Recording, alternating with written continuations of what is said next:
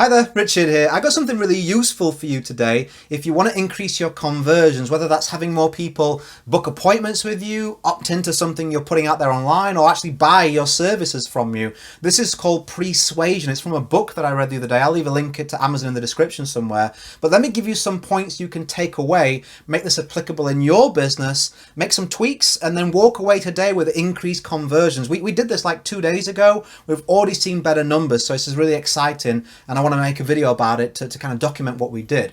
So think about in your business what you do, what you offer, what you provide.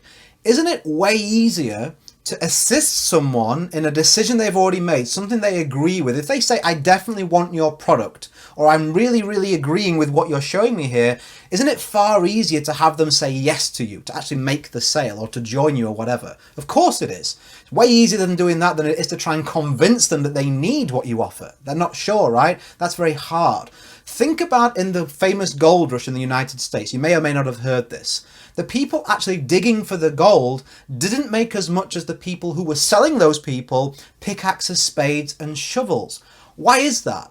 Imagine if you were selling those two businesses. One was to convince people to come and dig for gold. The other was to sell them tools. Imagine who would do better, how the sales pitch would go.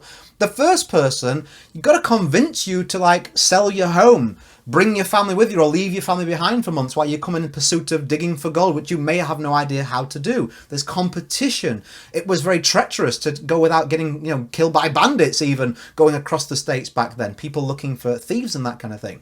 Whereas if you're already there where the gold is being dug for, and you're like, hey, do you want to find more gold quicker? Use one of these. It's an easy sale. They've made the decision. They've already uprooted their family. They're already there. They better do a good job now they're there, right? And it's the same in your business. If you can have someone more agreeable to understand and be interested and say, yes, I do need and want what you've got, that is a smart position to put yourself in. But do you really pay enough attention to that aspect of your business? As business owners, we tend to focus really hard on the call to action where the sale has been made. The last things we say before the presentation ends, the offer that we make, the sales page. We spend a lot of time and attention on that. But back up even before that. What is the first interaction that someone has with you? Via your social media, via your website, via your business card, via the way you dress, via the way you talk, the questions that you ask. That sets the context over the actual content, and often that's more important. So how can you do this in your business? Well, what questions are you asking of your audience to pre-frame what they're about to see? Think about in your advertisements, think about in your language. Are you asking people certain questions that would lead them to be agreeable to what you want to do? For example, let's say you're selling a travel product and you want to help families travel more. If you were to ask people in your advertisements, hey, can you imagine the dream place you would like to go with your family? What would it look like? What would the look on their faces be like? How would you feel the pride to be able to take them to that dream vacation and experience that? Do you want to actually make that a reality?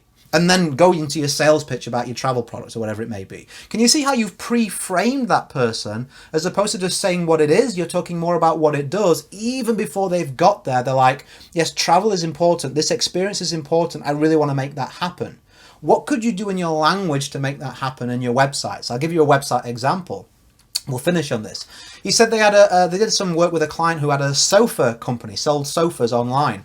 He said, and on one identical split test, identical language, everything apart from one thing, the image that was behind the website, kind of like the watermark, if you like.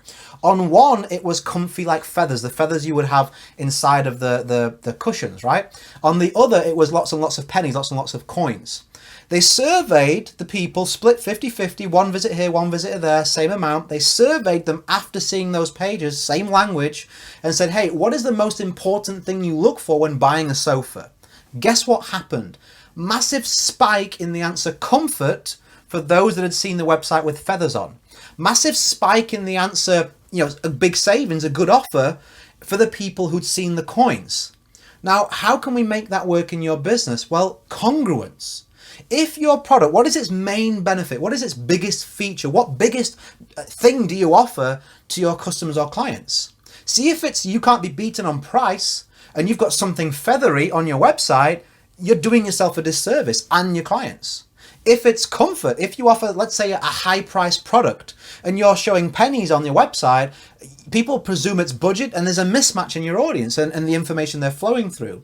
So what kind of imagery, what kind of language, what kind of advertising, pre-framing questions, appearance, anything can you do to give yourself an edge that walks people through thinking and agreeing with, I definitely want this benefit, and that is the biggest benefit and feature of your product and service. So really powerful concept to take on board, and I hope you implement this. And if you want more of a framework of how to do this in more detail, I've just given you like a 6-7 minute overview here. By all means, take a look at Robert's book. I'll leave the link somewhere around this video somewhere, or coming across the screen or something. Just go and get it on Amazon. So I hope you've enjoyed this video. I hope it's given you some ideas about how you can implement this in your business, increase conversions and your persuasiveness.